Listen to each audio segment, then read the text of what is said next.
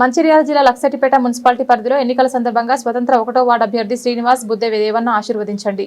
అభివృద్ధి చేసి చూపిస్తా, కుర్చీ గుర్తుకే ఓటు వేయండి. పార్టీ నాకు చాలా అన్యాయం చేసిందని, అయినా కూడా పార్టీ అంటే నాకు అభిమానం, అందుకే నేను స్వతంత్ర అభ్యర్థిగా పోటీ చేశాను. కుర్చీ గుర్తుకే ఓటు వేసి గెలిపించాలని మహిళలతో కార్నర్ మీటింగ్ ఏర్పాటు చేయడం జరిగింది.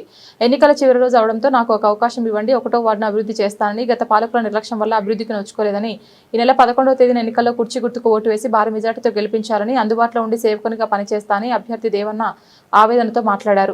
కార్యక్రమంలో పెద్ద ఎత్తున మహిళలు పాల్గొన్నారు.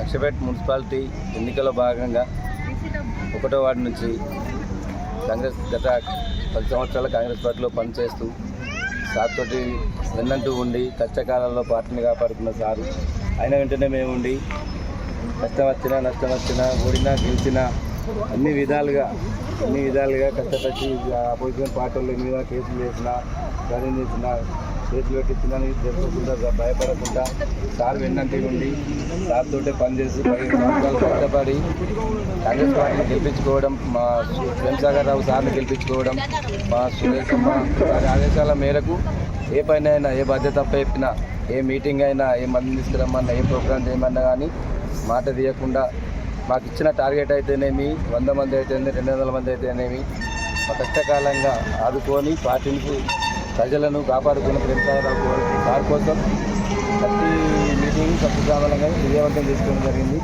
అందులో భాగంగానే 15 సంవత్సరాలు సార్తో కలిసి పనిచేయడం జరిగింది. గత కొద్ది రోజులుగా ఇతర పార్టీ నుంచి వచ్చిన నాయకులు కేవలం డబ్బు దాగంతో, అధికార మదంతో, డబ్బు ఉంది అనే వ్యవహారితోటి ఏదైనా చేయొచ్చు, మేము డబ్బుతో ఏదైనా కొంటాం. గత కాంగ్రెస్ ఉన్నప్పుడు మేమే, మొన్న టీఆర్ఎస్ ఉన్నప్పుడు మేమే, నేడు కాంగ్రెస్ ఉన్నప్పుడు కూడా మేమే, ముందు బీజేపీ వచ్చినా మేమే, మా దగ్గర డబ్బు ఉంది మేము కొంటాం, ఎవరిని ఎదగనీయం అని బడుగు బలగాన వర్గాలను పార్టీ కోసం కష్టపడే వాళ్ళని పక్కబెట్టి ప్రేమ్సాగర్ రావుకు తప్పుడు సమాచారం ఇచ్చి పార్టీ దృష్టికి వేరే రకంగా తీసుకొని పోయి సార్కు లేనిపోని చెప్పేసి దాన్ని చెప్పేసి సార్కు నమ్మకం కలిగించేసి డబ్బున్న అహంకారంతో పార్టీ వల్ల నాకు కొద్దిగా ఇబ్బంది జరిగింది. దానిలో భాగంగానే నన్ను నమ్ముకున్న ఫస్ట్ వార్డు ప్రజలు, నాతో తిరిగిన వాళ్ళు, నమ్ముకున్న వాళ్ళు కోసం వాళ్ళ కోసం కాంగ్రెస్ పార్టీ క్యాడర్ను కాపాడుకోవడానికి, కాంగ్రెస్ కార్యకర్తలను కాపాడుకోవడానికి అందులో భాగంగానే ఇండిపెండెంట్గా పోటీ చేయడం జరిగింది.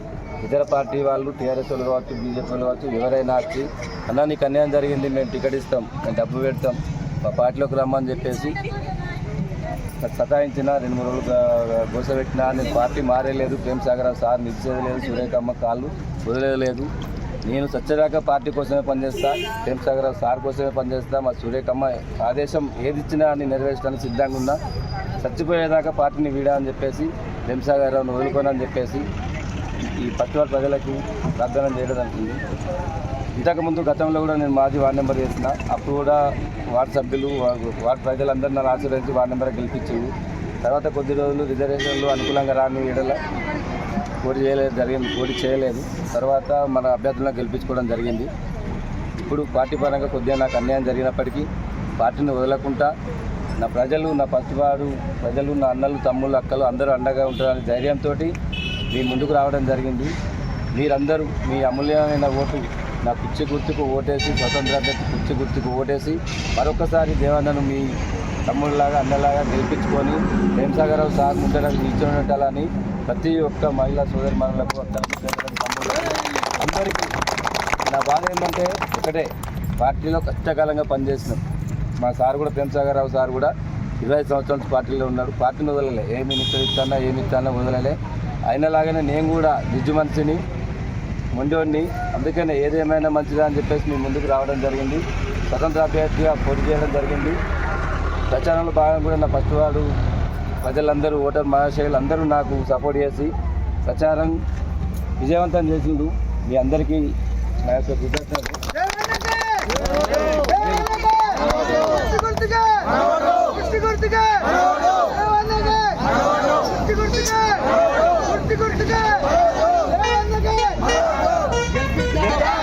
ఇదే ప్రతి ఒక్కరు ఉన్న వాళ్ళందరూ ఒక్కొక్కరికి దాదాపు మామూలు నేనైతే అనుకుంటున్నా 5-6 ఓట్లకు 10 ఓట్లకు తక్కువ లేవనుకుంటున్నా. వీళ్ళు ఒక్కరు చెప్పినా అని 5-6 పడేటట్టున్నాయి. మీరందరూ నా కోసం కష్టపడి మీ పక్కింటి వాళ్ళై, మీ ఇంట్లో మీకు తెలిసిన వాళ్ళై, పట్టు వాళ్ళ మన ఏమున్నా అని నా కోసం కష్టపడి, నా అన్న కోసం, నా తమ్ముని కోసం, నా బిడ్డ కోసం కష్టపడుతున్నా అని చెప్పేసి అందరు కలిసి నన్ను గెలిపించాలి. స్వతంత్ర అభ్యర్థి నా కుర్చీ గుర్తుకు ఓటేసి అందరు కలిసి గెలిపించినట్టయితే మీ రుణం తీర్చుకోలేను. మీతోటి నేను చనిపోయేదాకా మీతోటే కలిసి ఉంటా. చచ్చిపోయేదాకా కూడా ఏ పని వచ్చినా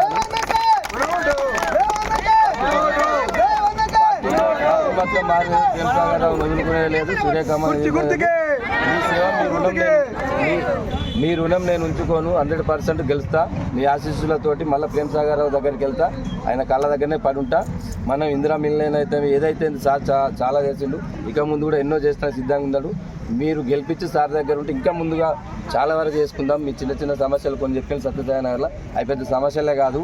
సార్ దృష్టికి ఎవరు తీసుకోపోక అవి ఆగిపోయినాయి. సార్ దృష్టికి తీసుకుపోయినట్టయితే అవన్నీ సమస్యలు ఈజీగా అయిపోతాయి. మళ్ళీ మనమే అందరం కలిసి గెలిచిన తర్వాత 11వ తారీఖు ఎలక్షన్స్ ఉంటాయి, ఓటింగ్ ఉంటుంది. 13వ తారీఖు కౌంటింగ్ ఉంటుంది. మళ్ళీ 15వ తారీఖు సార్ దగ్గర మనందరం కలిసిపోయి సార్ ఆశీర్వాదం తీసుకొని అన్ని పనులు చేపిద్దాం. మీ అమూల్యమైన ఓటు కుర్చీకి ఎత్తుకేసి నన్ను గెలిపించగలరు. మళ్ళొక్కసారి అందరికీ గెలిపిద్దాం.